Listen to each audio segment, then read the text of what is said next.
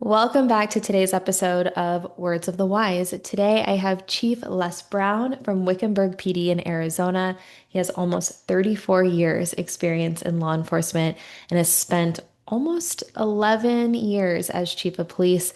Welcome to the show, Chief Les Brown. Thank you Thank for you for being having here. me. I appreciate it. Of course.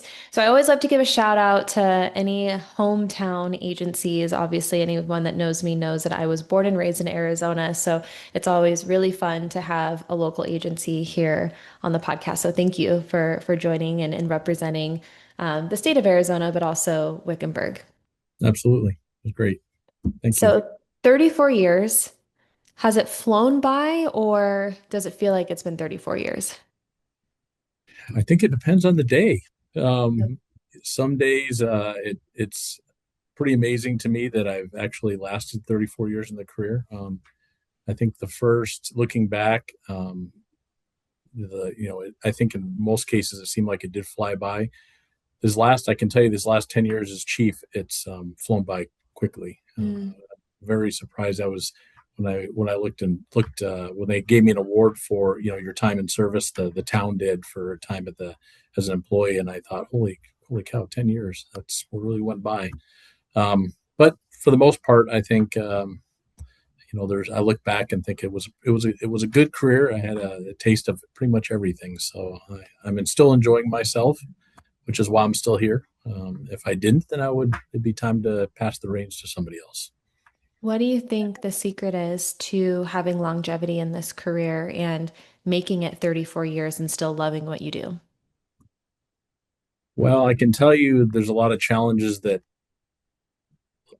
I think doesn't make it easy for chiefs to stay in the job and have longevity. The politics is one of the biggest ones. And they're obviously subject to, depending on it could be a whim of a city council, city manager, one bad incident. I think the one of the biggest things is getting to know your community, having that outreach, knowing people, meeting them, and um, and I think instilling in your officers, enjoying the job you do, and instilling in your officers that it's supposed to be it's a job, but it's supposed to be fun. They're supposed to enjoy themselves. They're supposed to do the job, protect, serve, take care of the public, take care of themselves, take care of their friends and family, but still enjoy the job overall. And I think that's as long as you're enjoying what you do and you're making a difference in some way, um, then I'm still enjoying the job and I want to work. I Yeah. think that's one of the biggest things. I appreciate you saying that because I think that any role that you have within an organization, there's always going to be stress. There's always at varying levels, right? There's always going to be different things that you experience, regardless of what your career is, but especially in law enforcement. You guys see a lot, you go through a lot.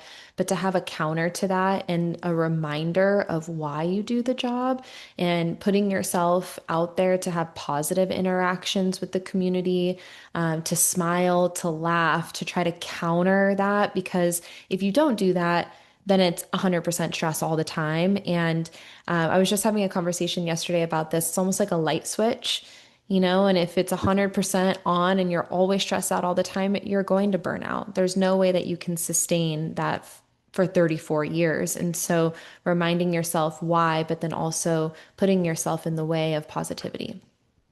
Well, and I think my son used to say, when I was getting ready for work, I'd be putting my uniform on, and he said it was looked like I switched the light switch on. My Mhm. personality changed. I got my business face on, and I was ready to go to work. And I think being able to come home also and be able to turn that switch off and interact with your family and kind of let stuff go. It's a lot. It was much easier as a patrol officer, as even as a sergeant and a lieutenant. Um, but as the chief, it's kind of harder because you're responsible for everything that goes on every day and your employees that are still working. So you still have that stress, a little bit of stress of what are they doing now? Is someone going to get injured? Is someone going to get hurt? Is something going to happen? Mm. And you're on call 24/7. You're waiting for that phone call. Sometimes it's a great phone call. Sometimes it's you know, so it's not easy. But have a good family life and after hours, something some positive interaction with your family, friends, whatever.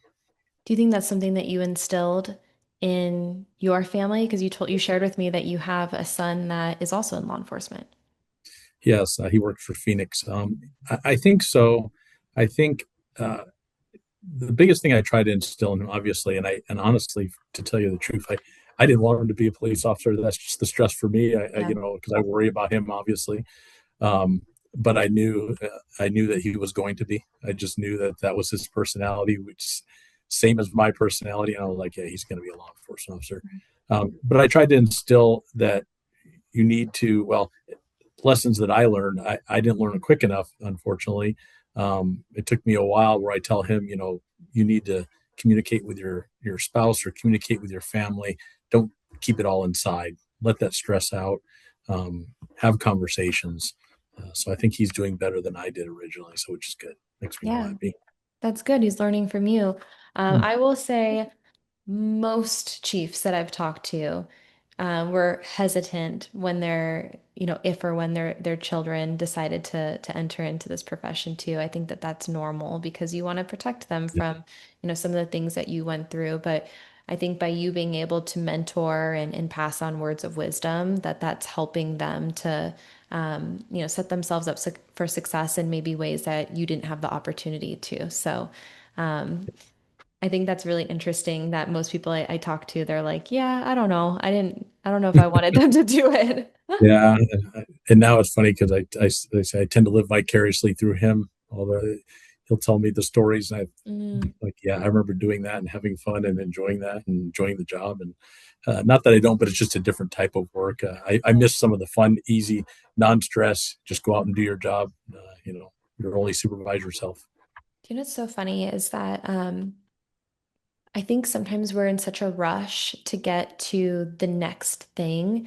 We want to promote, we want to get to that pinnacle of our career, whatever that looks like. And I find, especially today, it feels like everyone's in such a hurry to get there.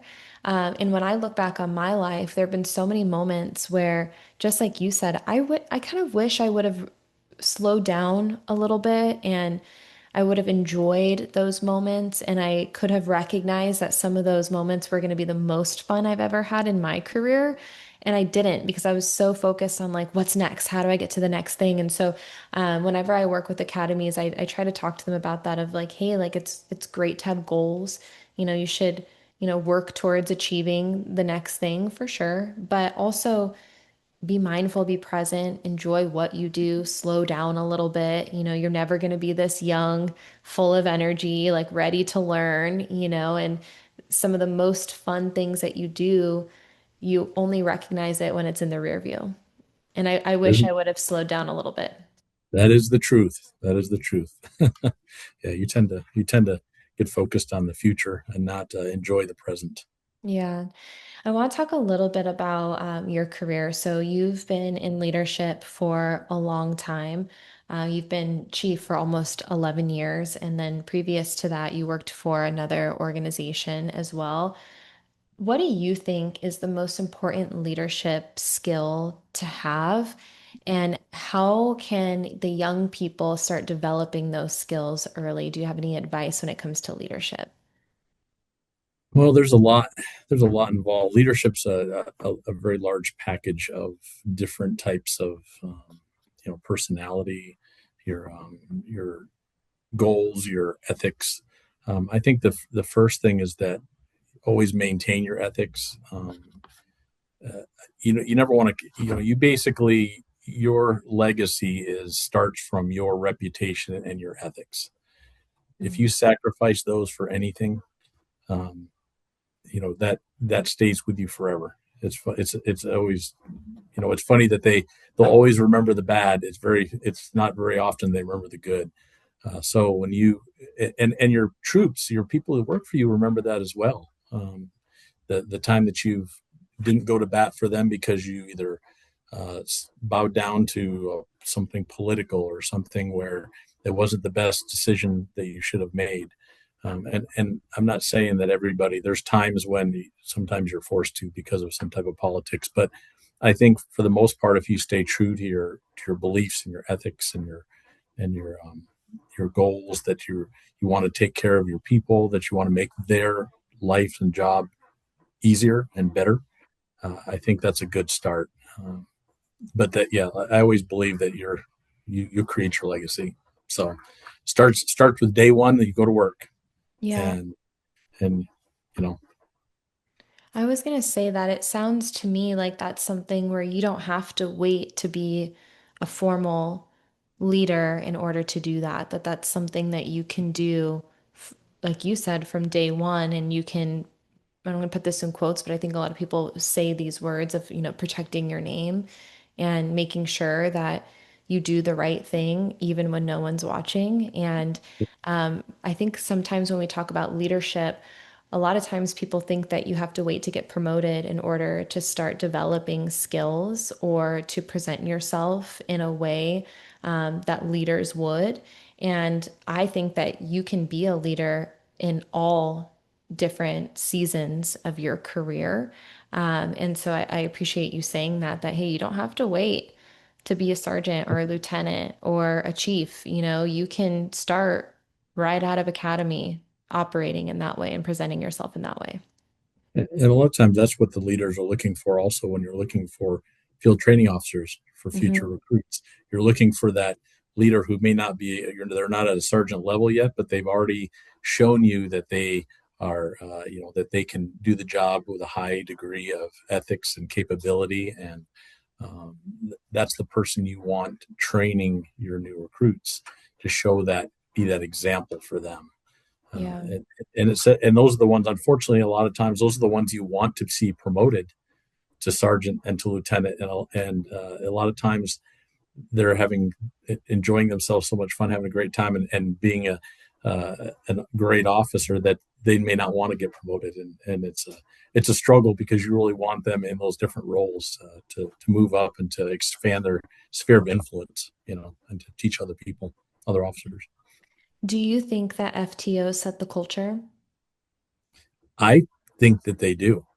Um, I believe first line supervisors have a big role in that as too as sergeants, Yeah. because but I believe FTOs, they're spending usually a month, sometimes two, depending on the FTO program, but they're spending that time one on one with a recruit officer who's just got out of the academy, and the ones, looking back, almost like I said, 34 years, I remember my training officers, and I had good and I had horrible. Hmm. And I remember, the stuff that I learned. You learn from all of them, but the stuff I learned from the horrible ones were things that you'd never want to do, right? And the ones, and I still remember the good training officers who taught you how to take those calls. And even at the time as a new recruit, I thought, this guy can read minds. He's amazing.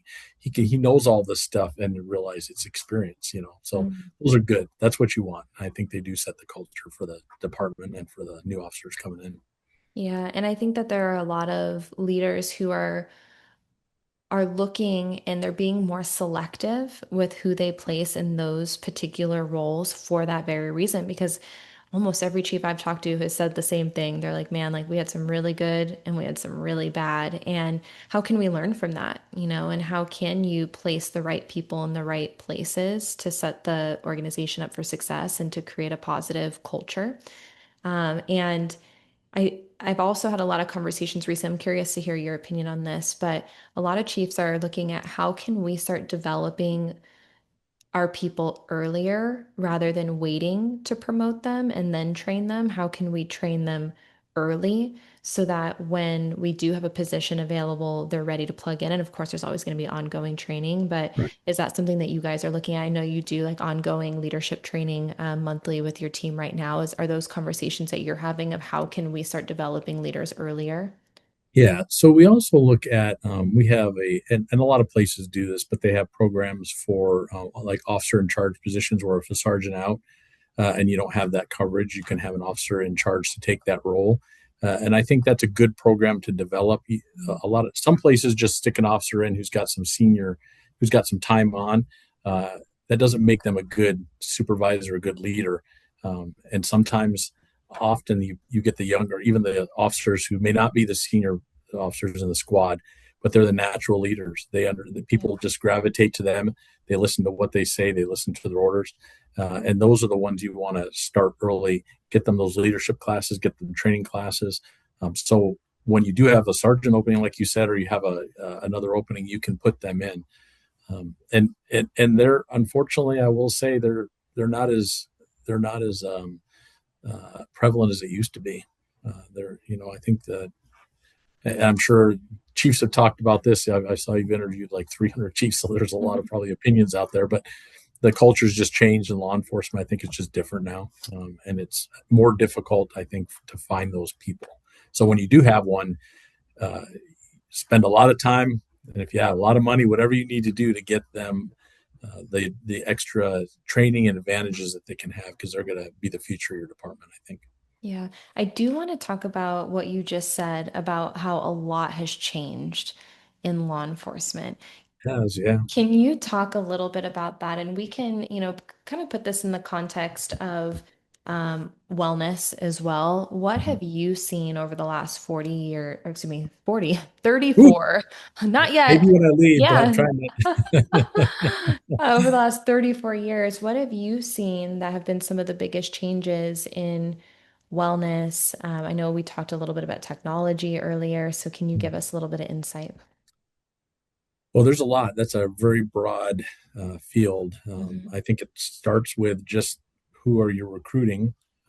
I think it's the dynamics have changed. I think it used to be a career. It used to be where you, and most officers would start with one agency and they'd finish with one agency. They do an entire career. Now you see a lot of, I don't want to call them transient officers, but they're looking for a better place to work. It's that grass is greener, and sometimes it is, and I've always supported that. And officers, if they need to leave or choose to go to a different department to better for something for their family or themselves, I support that 100%. But I also tell them when you get there, sometimes they come back. I've had them come back where they're like, the grass is not as green as I thought it was. It's not. And I think also the changes, like we talked a little bit about technology. Uh, I remember when I started, they didn't have cell phones, or cell phones were just coming out. That's really aging me, but you didn't have Google. You had to learn how to get to a call and use a map, and you had to memorize your statute books, or and now everything's at your fingertips. So I think it's actually the people's brains are changing from technology. AI is going to be a whole new future. I mean, I think everybody, and you need to incorporate that. It's coming. Well, it's here, but it's in law enforcement. It's expanding, so you have to stay abreast of that, and you have to be able to use it. But I think in the end, I'm kind of glad I'm at the tail end of my career, that I'm not going to be inundated with that like I think some of these newer chiefs are going to be.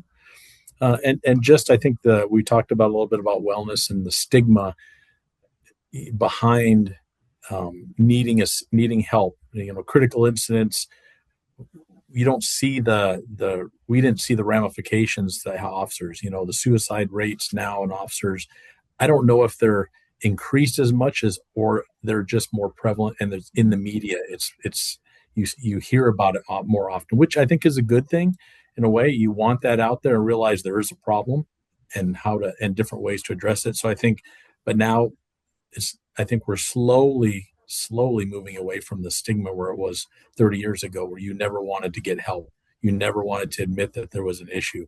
And it caused a lot of divorces and a lot of domestic violences and a lot of other incidents, drug use, alcohol abuse, that kind of thing. Where now I think there's answers, and there's uh, opportunities for new ways to get help that they didn't have before. Yeah. Yeah, and I think we can dive into a lot of what you just said, but um the one thing I wanted to ask you, you said that you think that officers are kind of coming in and they're jumping around, which is happening, right? We're seeing that it's hard for agencies to retain their staff. It's hard, hiring's really hard. Why do you think officers leave and why do you think they stay? And in other words, what do you think is the key to retention? And what you said earlier, I really think personally that the grass is green where you water it. But sometimes it's, we want instant gratification these days and we think that things are going to change. But why do you think people are actually leaving and what do you think will get them to stay? Well, some of it I believe is agency specific, and I don't mean obviously there's a culture, how the agency, how you treat your officers, the opportunities they have. But sometimes, like, so my previous agency was a very large agency. We had 1,000 officers, and there's a lot of opportunities for officers to do different things. If they want to work traffic, if they want to work special investigations, they want to do some type of tactical, they want to, there's opportunities for them to do that, where a smaller agency like I work for now, those opportunities aren't available. I mean, you try to make the opportunities, you try to let them go TDY someplace or learn, or you do a hybrid approach of giving them opportunities to still do some of these things, but it's not a full-time position, which some officers want. So for us, a lot of it, the reason they leave is for opportunity. They want to do something specific, which we don't offer. And that's hard to combat for us for retention. But what I will say is, um, while they're here, you almost rarely do we ever refuse to give them time off that they need. Right? We'd find ways, and I think it really is truly more like a family, because this officer knows I need 2 weeks off, and he gets an officer to cover for him if we're short staffed. We need minimum staffing. He'll cover for them, and then that officer will cover for him later when he needs a vacation. So we do everything we can, and my administration, my lieutenants, will cover for field officers and take calls. And I've taken calls when you're shorthanded, so that they have the opportunity to still be off and enjoy the time with their family. Because we push that you need to have a family life. It comes first, and I believe that. So we do what we can to support that. And I think obviously training is a big thing. We offer a lot of um, time and money involved in training. We let them decide, hey, what are you interested in? What path do you want to do? Even knowing down the road, they may choose that path that they choose in the training we give them. They may go somewhere else and use it somewhere else. Yeah. That's the cost of doing business, I think. So I think it's like you said, the grass is greener where you water it. Well, I agree. We try to water it here as much as we can for those officers, give them what we can. I think you have to stay competitive in pay, obviously, which is difficult for smaller agencies, but you have to stay competitive. And if you have a good city council and a city manager, and they understand that, then it's a combined effort to work towards that, to at least keep them where they can support a family and make a living and do what they enjoy. Yeah. Yeah, and I think it's understanding what motivates people, and what are they looking for. And I I say this in a lot of different ways, and we can put this in the context of wellness, we can put this in the context of really a lot of different things, but you're never going to get everybody, right? It's never 100% perfect system. There's always going to be people who decide to leave because of one thing or another. Like you said, maybe it's an opportunity, maybe it's a pay raise, whatever that looks like. There are going to be people who leave at some point. But the idea is, how do you keep the majority, and how do you understand what motivates them and what is valuable to them? And I think what we're starting to see is a lot of people are staying in places where they feel valued and they feel taken care of. And it's not always necessarily the money or the shiny new piece of equipment, or whatever. I think a lot of people are valuing how the organization takes care of them and that culture within the organization. And so I know a lot of chiefs are focusing on that. And so I love that you said we're watering our grass over here. We're trying to make it an environment where people understand that we care about them and we want them to have a successful career, but then we also want them to be able to prioritize their home life too. And I think that is important to a lot of people, especially the younger generation. We're starting to see that a lot of them are asking those questions. Am I going to be able to have time off? And am I going to be able to spend time with my family? Am I going to be able to have that work-life balance? What does that look like? What is the culture within the organization? And so I think a lot of younger people are asking those questions more so than, what opportunities, or, do you have a drone program? Right. Well, and I think honestly that it's changed. That has changed when we talked about who's getting hired now, our selection, how it happens. Um, they don't work as it used to be when I started. we worked a ton of overtime. Any opportunity you could to work overtime or come in and do the job, we loved it. Um, they're not doing that as much. I think they understand, have a better understanding of a work life balance than we ever did 30 years ago. The Hmm. job always seemed like it came first. The family suffered a lot of times for that. And it took a long time, especially for me, even to understand that and realize that. They're understanding it quicker. They're coming in. Hey, I don't want to work that extra hours if I don't have to. I want to go home to the family, and we want to do things. As long as they can make a living, a comfortable living, it's got a decent wage where they can survive. They'd rather have time off with the family, which I support. I agree. Yeah.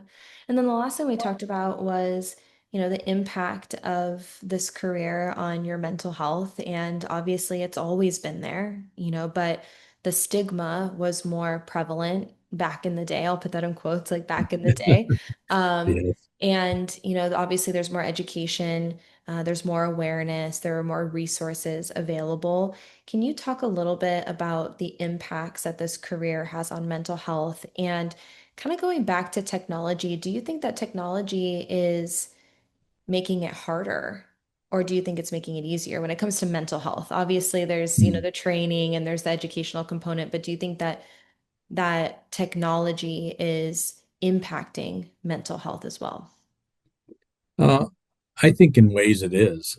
I have detectives who work, you know, those sexual abuse cases, and they're online, you know, child pornography cases, and they have to view a lot of that stuff, obviously. And we had some of those things, but I think it's for whatever reason it's more prevalent. There's more.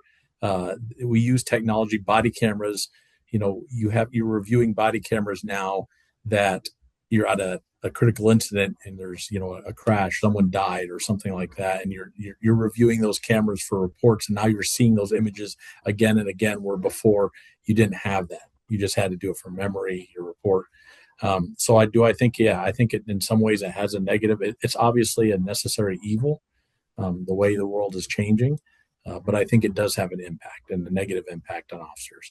And I think the stigma 30 years ago obviously was that you didn't want to get any type of mental health because you were afraid that it was going to impact your job. You were afraid you were going to have everybody was going to think what they used to call it, even before me with the rubber gun squad. They want to they take your Mhm. gun away because they thought you were going crazy. Um, I think that has disappeared uh, over the years slowly, but I think it's much easier now. And I won't say it's any less traumatic. We still experience the same traumatic events, but I think there's different trainings, different counseling availability out there, different programs where we never had before. They didn't specialize, or we had EAP, which was the greatest thing. And you talk to somebody who has no clue on what law enforcement or public safety does, and they try to fit you into a little box. And you got so frustrated, you were like, "This guy's not doing anything, or girl, and I'm leaving." And Yep. now at least they have an understanding of what you experienced. Same thing with the military, right? I think they took that from the military and realized what they're experiencing and how it affects is similar to public safety, and it expanded. So I think that's a good thing. Yeah, I agree. I mean, I started working in this space locally almost 9 years ago, and the conversations now are so different, even in the last 9 years, than they ever have been. And you're starting to see, even and this can actually tie into technology, which I think is interesting. Um, I'm seeing agencies posting group sessions of leadership talking about some of their hardest calls, how that impacted them, the resources that they're using. People are starting to become more vulnerable in public, and they're coming out and they're talking about this stuff of like, hey, I'm human. And that car crash that I saw, I didn't think it impacted me at first, and then I realized it did. And then I went and I saw a professional, and now I feel better, and now I want to help others. And I think it's way more at the forefront than it ever has been. I still think that there is a stigma to a certain level or degree. I think that people are still afraid to share the messy parts, or to Yeah. maybe be viewed as weak. And I'll put that in quotes too. But Mm. I do see progress, and there are a lot more people who are coming out and they're willing to talk about it and they're willing to share the things that have helped them, which I think gives permission for other people to then walk in that path as well. I also do agree with you. I think that social media technology is making things difficult in some ways. Even just the criticism that you're seeing on social media, the everyone having a phone, posting very short clips out of context, and then the public comments that happen on that is very difficult. So I think that as we start to see technology progress, there's going to be need to be more focus on proactive efforts to reduce that stress and to make sure that people have the resources that they need, because having even just constant criticism where you can scroll through comments, which I'm telling everyone right now, do not look at comments. No. If there's one rule Yeah. ever, Yeah. because there could be 100 that are in support, and that one comment that just haunts you forever, And so I think more awareness around the impacts of technology and what that looks like, understanding that it is an added pressure, and an added stress. And then how can we be proactive? And then how can we continue to keep it as a part of the conversation so that people know that it's normal to have things affect you, and everyone's going to have things affect them in different ways, and it's all going to be based on your past experiences. Maybe you had a tough upbringing, and maybe you have a little bit more capacity for hard things than someone else. And how can we not judge each other and understand that everyone's going to be impacted by things in different ways? And how can we lead with care and understanding that everyone's a team and we want everyone to succeed, and how can we make sure that they have the resources that they need? And I agree. And I think also that kind of touches on our topic of when we talk about how mental health affects discipline. I think, in the past, and you learn over your career, especially now that it's becoming more prevalent and we're seeing the impact that some of these critical incidents and the tragedies that the public safety has to see and witness, how this affects people's attitude and how they work. It used to be the old guy, the disgruntled guy. He hated his job and he was burned out, and didn't realize that maybe it was he was experiencing all these incidents over the years and it was building up, and he didn't get any type of help. So I think that's also an opportunity for a first line supervisor, for your sergeant. They work with the officers more than anybody. And to recognize that this person may be experiencing some type of trauma related to an event, and that they're acting out. And it's not just something that they need to be disciplined for because they violated a policy or they did something. Maybe this is they're doing this acting out. It may not be just here, it may be at home. So they have, I think, the first opportunity, and it's that awareness for the first line supervisors. They really need to, you need to rely on them, and they need some training as well to help recognize that. Yeah.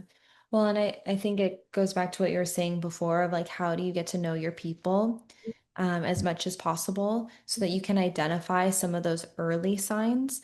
Because there's always going to be something later. They're always like, I hear these stories of like, yeah, like this person was acting a little weird, but we kind of didn't think anything of it, and then XYZ happened. And so how can you know your people as well as possible to identify when behavior's off? But then I also like that you said being able to separate the behavior from the human, and understand that if someone is maybe, and I'll put these in like really simple examples so it's not like something crazy, but maybe someone just starts taking more time off. They're using more sick time.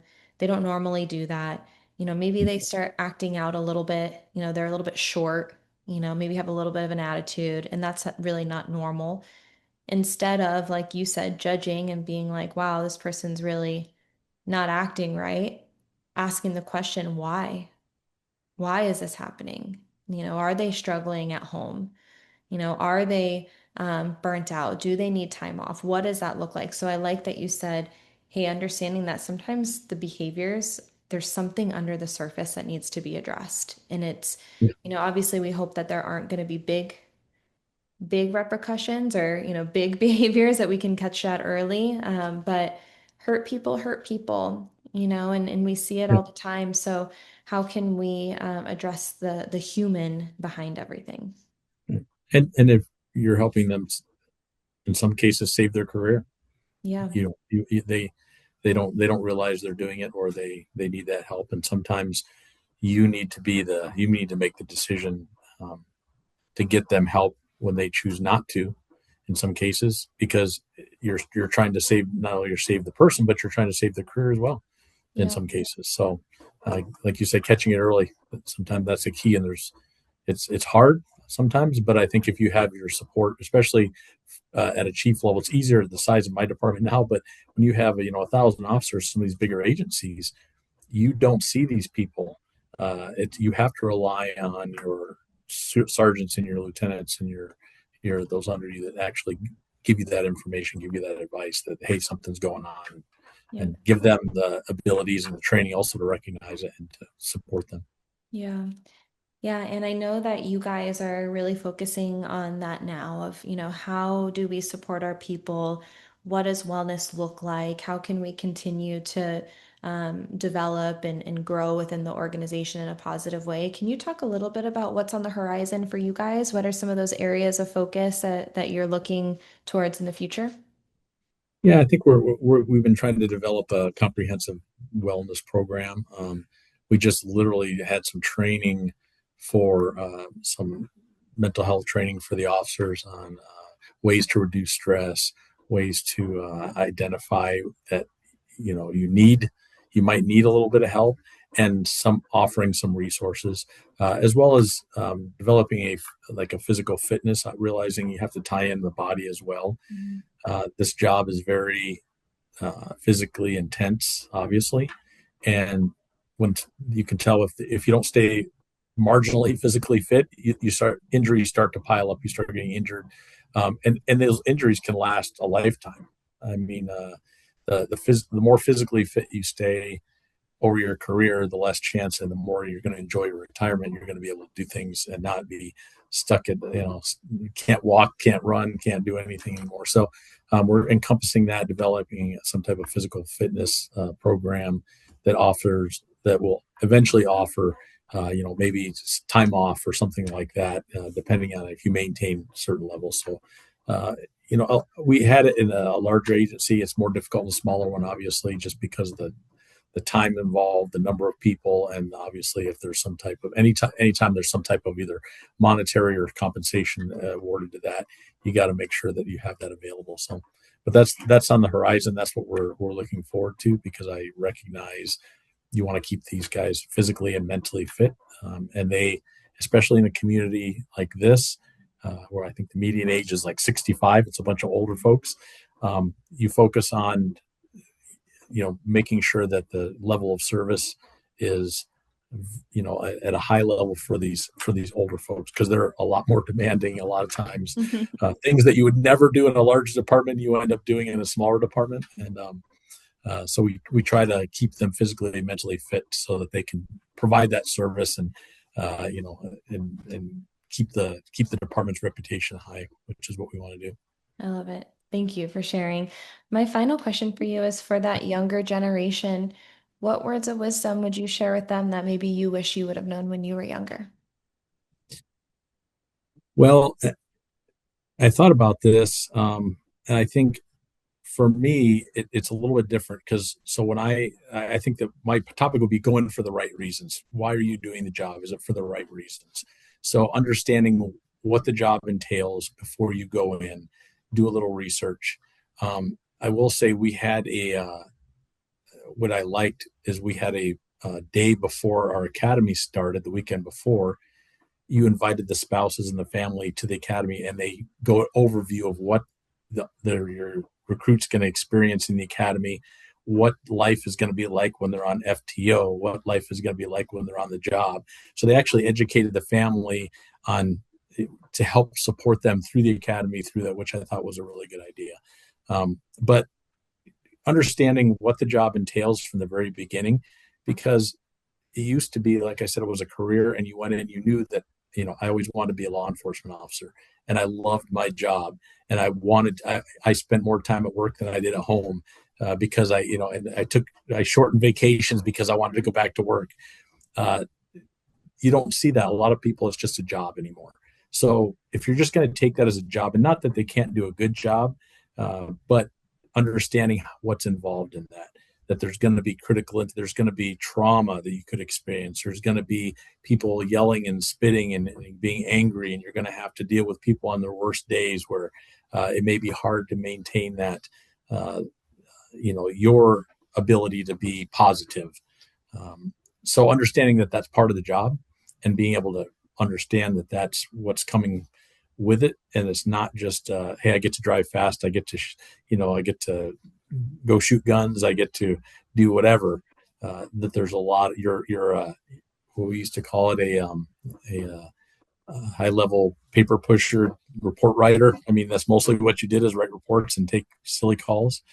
That's part of the job, and just being educated before you go in, because I see a lot of, especially nowadays, a lot of I've never seen before, people leave law enforcement completely. They go into thinking it's something else, and it takes one call that traumatized them, and then they end up quitting, saying, "This isn't the job for me.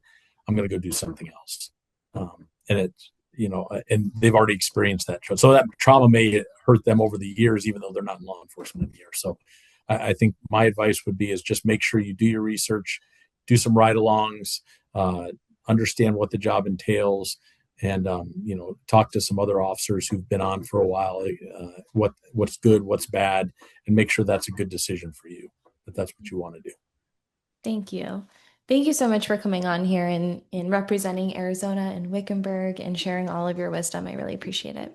No, thank you for inviting me. It's been a great honor. Like I said, I've watched some of your other podcasts with the other chiefs, and it's an honor to be among them. So thank you very much. Thank you. I appreciate that.